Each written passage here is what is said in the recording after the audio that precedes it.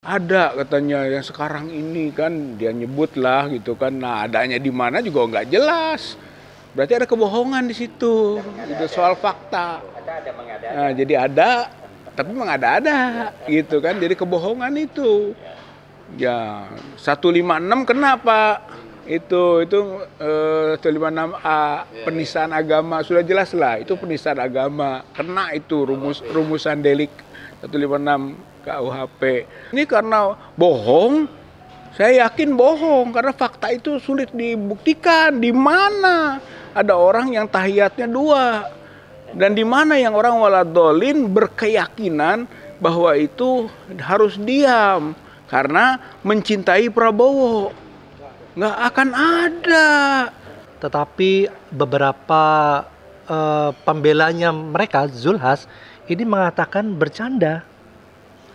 Nah, meskipun bercanda masuk juga di dalam Al-Taubah 6566. Bahwa bila kamu bertanya ini hanya bercanda, mengolok-olok. Apakah dengan agama, rasul dan ayat kau berolok-olok, itu juga kena. Untuk membuat jera kepada semua tokoh-tokoh politik, jangan lagi lah bermain-main dengan agama dan juga jangan selalu menjilat pantat sehingga jadi bau gitu. Ya kan begitu.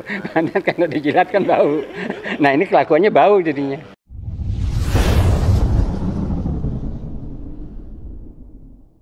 Assalamualaikum warahmatullahi wabarakatuh. Saudara yang kami muliakan, dan sekarang kita sudah posisi sampai ke Surabaya. Setelah kemarin kita roadshow ke Pekalongan, Kebumen, Tegal, Jogja, dan hari ini sudah disambut tuan rumah ini, Pak Doni di Surabaya. Kita insya Allah nanti habis Jumatan ada acara yang keren lah, tapi nanti rahasia. Cuma terpenting kita perlu mengomentari. Ya, kemudian ada Pak Rizal Fadila juga sudah sampai, ada Pak Safril, yaitu tentang ada semacam perlombaannya untuk bangga menistakan agama, dan ini perlu sangat dikomentari secara keras karena yang dinista itu bukan main-main, ya. Bukan masalah hal-hal furu'iyah, tapi ini masalah-masalah ibadah mahdoh, yang masalah sholat, masalah haji, orang seolah mudah melecehkan seperti itu, ya. Ada apa gerangan? Coba nanti kita minta komentar dari Mas Rizal, ada Pak Doni, Pak Safril, pendek-pendek lah ya komentar. Tapi kita menilai bahwa kita kenal ada namanya hubud dunia, ya, cinta dunia, dan demi membahagiakan apa itu keuntungan sejenak, ya, dan bahkan berani melecehkan agama itu. Nah, saya kira kita harus beri peringatan. Kalau memang sudah menista dengan kebangetan, saya kira memang harus ada tuntutan bahwa ada pasalnya itu menista-nista, memain-mainkan, apalagi menyatakan apa ibadah itu cuma seperti mainan dan lain sebagainya. Nah, nanti saya lanjut, tapi saya kepengen komentar dari Mas Rizal dulu. Mungkin Mas Rizal, kita tahu bahwa ada seorang pimpinan partai, ya, partai pendukung gitu ya, dan tidak main-main, ini pimpinan dari sebuah partai amanah nasional, ya, dan dia menyatakan sesuatu yang kita semua sudah tahu lah, ya. Dan ada lagi seorang entah habaib atau bukan, ini dia melecehkan tentang masalah ibadah haji. Kok semudah-mudahnya orang melakukan itu? Menurut Pak Rizal seperti apa sih ini, Pak? Ya Pak Mursalin, saya kira ini karena faktor politik, ya. Tapi politik itu nggak boleh juga menjadi sembrono dalam pensikapan gitu kan, pernyataan, pola kampanye gitu. Tidak bisa enaknya dan rambu-rambunya. Sebenarnya paradoks sekali, ya, bahwa sekarang ini katanya nggak boleh ada politik identitas, tapi orang sudah mengkait-kaitkan dengan agama. Bahkan lebih dari sekedar mengkaitkan agama, memain-mainkan agama. Gitu. Jadi paradoksal ini gitu, dalam konteks berpolitik kita. Tidak etis, tidak punya moral gitu kan, tidak punya standar melakukan itu. Ini manifestasi dari rezim Jokowi yang bobrok, gitu ya, puncak dari rezim Jokowi yang bobrok. Gitu. Nah, oleh karena itu kasus ketum PAN, saya sebetulnya kecewa. Saya pernah jadi caleg PAN 2019 DPR RI, gitu kan, tapi nggak masuk ya. Gitu. Ternyata kurang juga respon publik, gitu ya, seperti itu ya. Untung nggak masuk. Nah, berubah ya. Jadi merasakan ada perubahan dari awal waktu kita melihat dan support dan sekarang. Dan itu fatal, Pak. Memain-mainkan agama soal waladolin, diem, kemudian soal tahiyat yang 2 itu ya yang ditunjukkan. Kemudian sayangnya ini Pak Zulhas ini mengkaitkan dengan adanya peristiwa itu, gitu. Ada katanya yang sekarang ini kan dia nyebut lah gitu kan. Nah, adanya di mana juga nggak jelas. Berarti ada kebohongan di situ, gitu, soal fakta. Nah, jadi ada, tapi mengada-ada, gitu kan. Jadi kebohongan itu. Ya, 156 kenapa? Itu 156A, penistaan agama, sudah jelas lah. Itu penistaan agama, kena itu rumusan delik 156 KUHP, 5 tahun itu bisa langsung ditangkap, ditahan. Orang bawah yang ngomong yang sedang di penjara, Sumanto dan sebagainya, ini bukan sekedar itu. Biarpun juga harus karena equality before the law, kan gitu, semua sama depan hukum. Nah, kaitan kedua sebenarnya ini sudah ramai kan. Ini onar, Pak. Ini onar, ini udah membuat keonaran ini. Sedangkan kenapa salah lagi? Enggak, Undang-Undang Nomor 1 tahun 46 pasal 14 itu 10 tahun itu ancamannya. Ini karena bohong.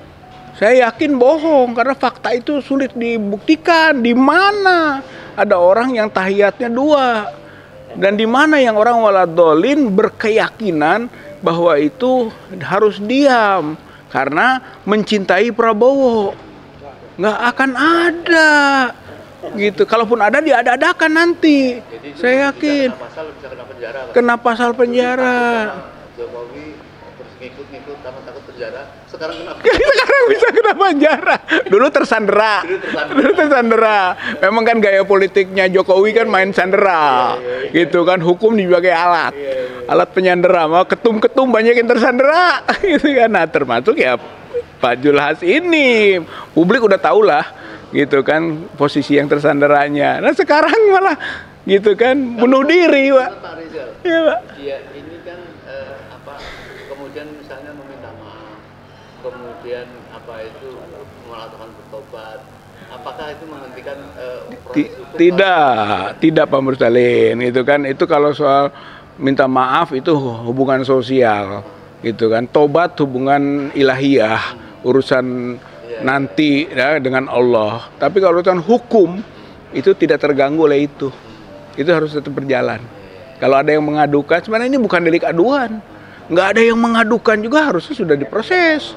Nah, tapi kadang-kadang kan kita juga tidak percaya begitu saja. Harus ada yang melaporkan lah, laporkan aja. Dua undang-undang kena. KUHP 1, Undang-Undang Nomor 1 tahun 1946 1. Yang 1 5 tahun, yang ini 10 tahun. Gitu, dua-duanya bisa kena, Pak. Sekarang ternyata seminggu sebelum Zulhas, Buya Syakur kejam lagi Pak mengatakan bahwa ibadah haji itu cuma seperti kayak muter-muter bangunan, apa. Ini kan saya mempertanyakan jangan-jangan dia belum pernah haji nih, Pak. Enggak. Abu Jahal juga haji. Gitu. Abu Lahab juga haji. Gitu. Haji ini sudah sejak dulu, sejak zaman Nabi Adam sudah ada. Walaupun kita nggak sepakat dia menyebutnya tradisi. Kata dia tradisi haji itu. Bukan. Haji itu perintah Allah. Wa atimul hajj wa umrata lillah. Kan itu satu, penyempurnaan haji itu harus karena Allah, satu. Kedua, Nabi Ibrahim itu berdoa kepada Allah, wa arina manasikana. Ya Allah, tunjukkanlah manasik kami. Gitu. Rasulullah menyebut hudu'ani manasikakum.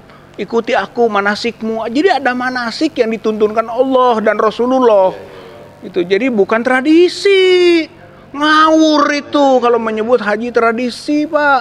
Gitu, apalagi itu muter-muter, lempar-lempar, menista itu. Itu kan bolak-balik hanya untuk main-main. Itu kan lempar-lemparan, kena enggak setannya, kata jidatnya. Gitu kan. Itu kan penistaan itu. Dia enggak ngerti sejarah haji. Enggak ngerti ritual haji, segmen-segmennya, enggak paham. Pemerintah yang mengusung Pancasila berdasarkan Tuhan Yang Maha Esa yang kayak gini ini pasti harus diselesaikan. Ini negara Pancasila, negara hukum, negara yang menghormati agama, ya kan, ketuhanan Yang Maha Esa. Oh, yang begini ini yang penyakit-penyakitnya, Pak, gitu. Setuju? Siap, Pak. Baik, terima kasih sebelumnya. Ini selamat datang para tokoh, datang semua, Pak Mursalim, Bang Rizal, Bang Safril. Jadi memang betul, saya pemilih pertama dulu PAN dan saya kecewa. Tetapi beberapa pembelanya mereka, Zulhas, ini mengatakan bercanda. Nah, meskipun bercanda masuk juga di dalam Al-Taubah 6566. Bahwa bila kamu bertanya ini hanya bercanda, mengolok-olok. Apakah dengan agama, rasul dan ayat kau berolok-olok? Itu juga kena. Ada, ya itu tidak boleh. Nah, hanya olok-olok saja. Jadi kalau saya melihat ini sudah masuk mengolok-olok ya. Sudah mengolok-olok, bercanda ya, bercanda. Hanya dia bilang bercanda di dalam pembelaannya. Tapi menurut saya cukuplah berpolitik, bercapres sewajarnya saja, ringan-ringan saja, jangan terlalu mencari muka sehingga melewati batas-batas yang norma-norma itu dilanggar. Cukuplah wajah-wajah ini wajah yang asli saja, jangan wajah yang tertutup oleh hal-hal yang palsu. Sementara itu, Pak Mursalim. Baik. Ini ada tamu kita, tokoh dari Bandung bersama Mas Rizal ini, namanya Pak Safril. Beliau adalah pekerja aktif ya, yang rajin menyelesaikan tentang petisi 100 ya. Nah, kalau nggak ada beliau ini agak tersendat-sendat ini. Pak Safril, apa komentar Pak Safril dan Pak Safril? Ya. Terima kasih Om Lim. Jadi sebenarnya sudah lengkap dari Pak Rizal Fadilah tadi itu. Cuman ya saya juga tingkah dari Zulhas ini sebenarnya memalukan. Dia katanya adalah seorang yang beragama Islam gitu. Kalaupun dia bikin cerita, ya ceritanya juga sangat keterlaluan. Ya, dan seharusnya dia juga paham betul. Karena sebagai orang beragama kan, ya hukumannya juga berat bagi orang yang paham kan. Dan dia harusnya mengungkapkan itu kalau memang ini dia ceritakanlah bahwa itu tidak betul, ya kan. Ditambah dengan kata-kata begitu dia baru benar-benar seorang yang sangat mencintai agama, bukan menjilat pantat gitu. Ya maksudnya kan ini arahnya kan menjilat pantat capresnya kan, sehingga dia mengorbankan agamanya tidak dibela tapi malah dipermainkan, ya kan. Ini sangat fatal.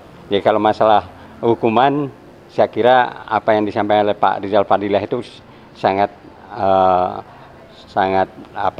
kuat lah gitu ya. Dasar-dasarnya memang harus segeralah gitu kepolisian menangkap Zulhas untuk membuat jera kepada semua tokoh-tokoh politik, jangan lagi lah bermain-main dengan agama dan juga jangan selalu menjilat pantat sehingga jadi bau gitu ya. Ya kan begitu. Pantat kalau dijilat kan bau. Nah ini kelakuannya bau jadinya. Ya saya kira itu. Baik. Jadi Mas Rizal, kita lanjut sedikit ya tentang pengkaitan yang jelas dengan politik gitu ya. Kita ini kan di mana-mana sedang mendengar suara masyarakat, suara tokoh, suara aktivis, suara mahasiswa yang mengkhawatirkan pada Pilpres ini tidak terjadi kenetralan. Ya, maka itu kan mengarah kepada jangan cawe-cawe lah. Nah, itu menjadi syarat utama supaya terjadi Pilpres yang jurdil gitu ya. Tingkah laku semua ini kan semua tadi sedang menyambut tentang persoalan ini. Minggu lalu kita bicara dengan para tokoh, para guru besar UGM ya Pak ya. Syaratnya untuk pemilu yang bersih begini-begini. Tapi kalau begini-begininya tidak dihapuskan. Dan sekarang itu sudah terjadi. Salah satunya adalah tidak mundurnya menteri, gubernur, wali kota, dan mereka mencapres jelas merugikan, Pak. Jelas merugikan karena rakyat menjadi terabaikan. Sekarang Menhannya sedang aksi kampanye di Papua semalam atau kemarin. Itu tentara dimutilasi Pak sama KKB Pak. Ya. Jadi apa yang dia lakukan? Bagaimana? Apakah dia akan meninggalkan tugas sebagai Menhan atau seperti apa? Nah, mestinya apa? Kembali lagi kepada don cawe-cawe tadi. Itu gimana, Pak? Saya kira Pak Mursalim, ini dua hal. Pertama, ini politik licik yang dicontohkan oleh Jokowi. Sejak 2019, seorang presiden berkompetisi lagi untuk menjadi presiden kembali, tidak berhenti. Sedangkan seorang gubernur, wali kota waktu itu harus gitu, kalau maju harus berhenti. Sedangkan presiden tidak. Itu kelicikan pertama. Terus sampai sekarang kelicikannya itu bukan masalah etika, ini dampaknya ke aspek hukum sebenarnya. Ini ada aspek sosiologis, filosofis, yuridis, ada semua itu, dan itu cacat semua gitu Pak. Nah kemudian sekarang ini terbukti gitu, polanya Jokowi itu dipakai oleh Gibran tetap jadi wali kota, kemudian Prabowo tetap jadi Menhan gitu kan. Kemudian Mahfud jadi Menko Polhukam. Hanya beda kalau Menko Polhukam itu minim dana. Tapi Menhan, wali kota, konflik interest yang bisa akhirnya menyedot dana yang tidak halal terbuka. Gitu. Oleh karena itu, karena kelicikan tadi, Pak. Gitu. Jadi ada konflik of interest di sini. Dan itu dimainkan oleh Jokowi dengan rezim Jokowi. Jokowinya sendiri cawe-cawe, itu udah melanggar aspek-aspek tadi, etika juga. Itu perbuatan tercela itu. Nah, maka kita sepakat yang paling bagus pemilu ini tahun 2024 tanpa Jokowi. Pemilu tanpa Jokowi. Omong kosong, kita bicara jujur, adil, aman, damai. Jokowinya masih ada. Makanya spirit petisi 100, kawan-kawan yang lain sekarang sudah banyak gumpalan-gumpalan kelompok lain mensupport bahwa memang Jokowi harus makzul sebelum Pilpres. Walau kita sudah lebih jauh lagi, bukan hanya makzul, penjarakan. Karena ada dosa-dosa politik yang harus dipertanggungjawabkan. Proses secara hukum. Banyak pelanggaran HAM, korupsi, gitu kan, dan perbuatan pidana berat lain. Banyak, Pak, kalau dibongkar itu. Gitu. Demikian, Pak Mursalim.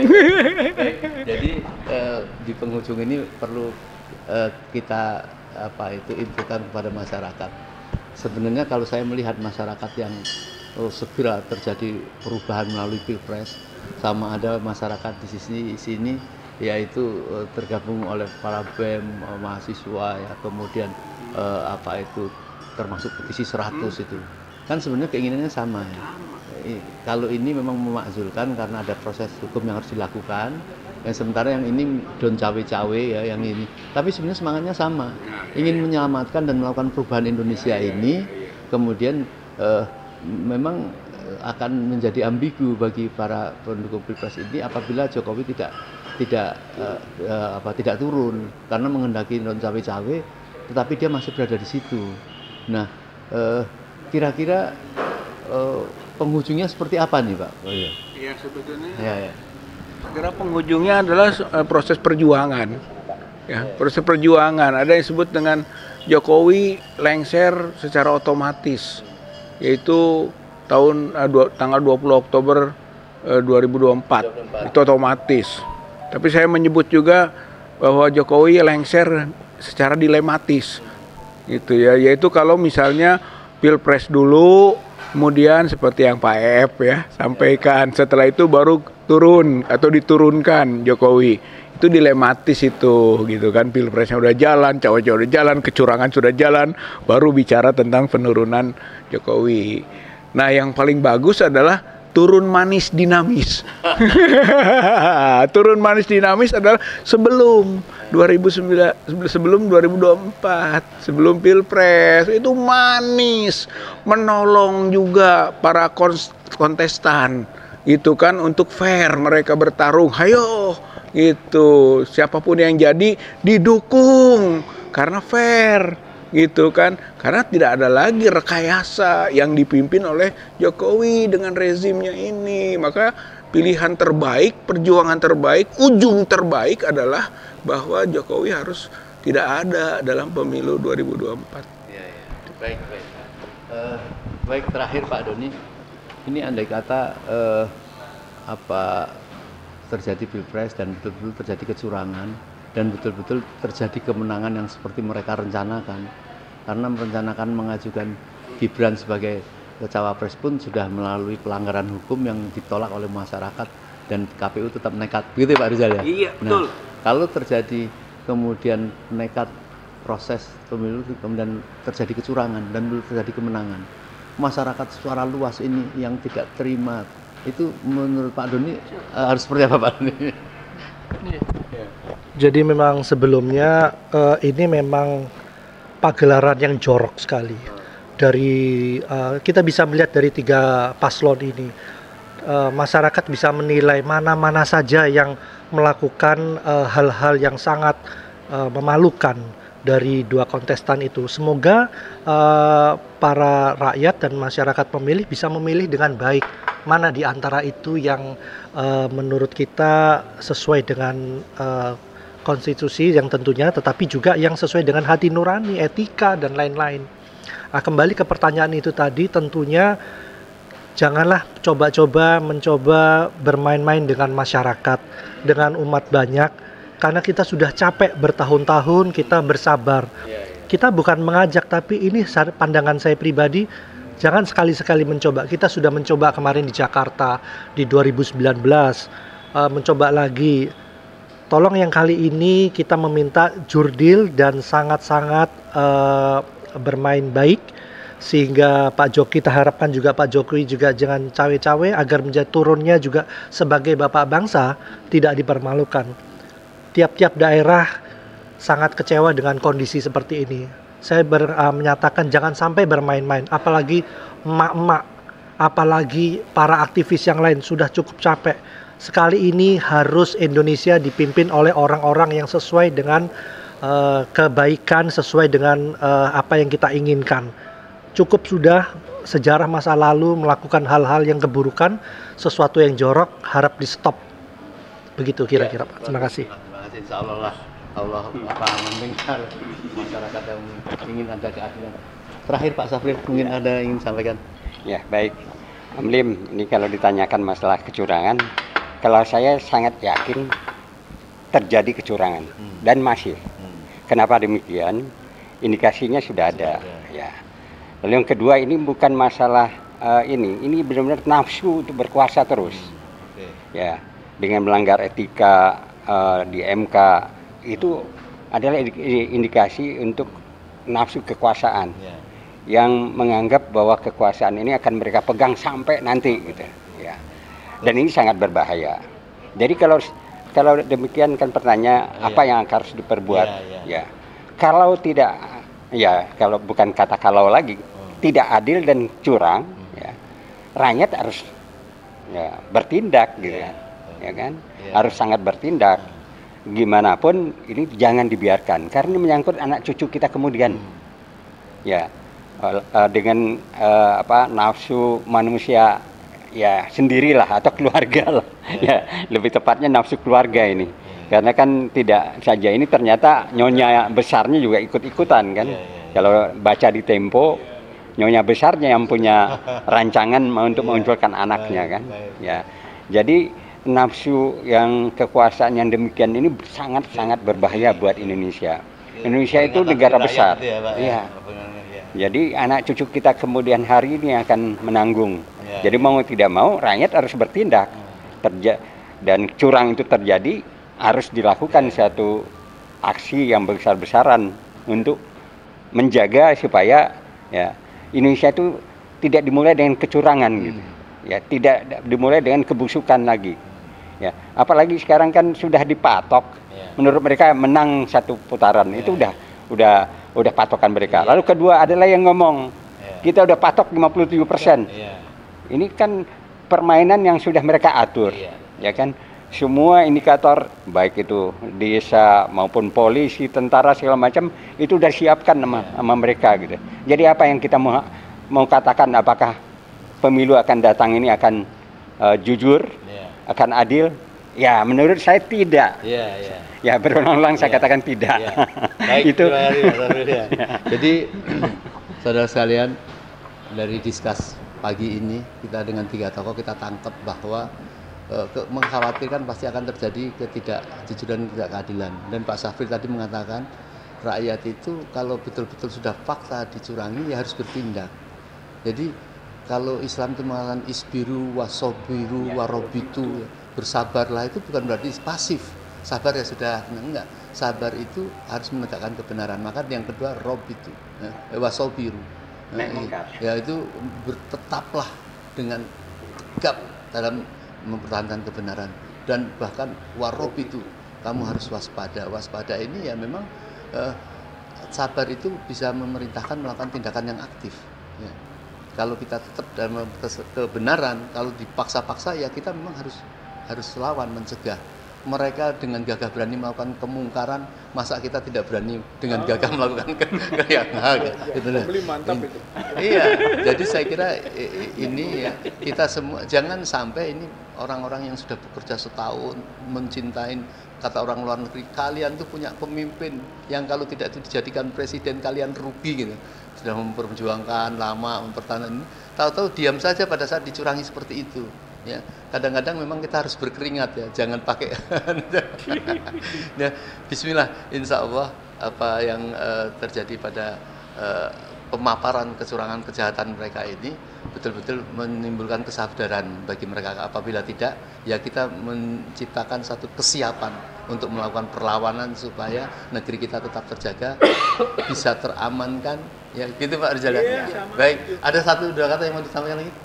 Ya, terakhir. Ya. Saya kira ini kebetulan di Surabaya. Surabaya itu pernah keluar resolusi jihad. Resolusi jihad. Kalau melawan penjajah itu harus dengan jihad, gitu ya. Dan resolusi itu pernah dikumandangkan dari kota pahlawan ini, gitu ya. Jadi sekarang kita harus ambil kembali itu.